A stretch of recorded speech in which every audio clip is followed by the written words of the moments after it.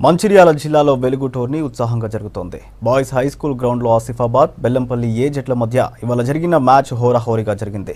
చివరి బంతి వరకు ఉత్కంఠగా సాగిన ఈ మ్యాచ్లో ఆసిఫాబాద్ 4 పరుగుల తేడాతో గెలిచింది. టాస్ గెలిచి బ్యాటింగ్ చేసిన ఆసిఫాబాద్ టీం 20 ఓవర్లకు 9 వికెట్లు కోల్పోయి 99 పరుగులు చేసింది. చేజింగ్లో బెల్లంపల్లి ఏ జట్టు చివరి వరకు పోరాడింది. 6 వికెట్లు కోల్పోయి 95 పరుగులు చేసింది. 32 పరుగులు చేసి 2 వికెట్లు తీసిన ఆసిఫాబాద్ టీంకు చెందిన Dharmender man of the match అందుకున్నాడు.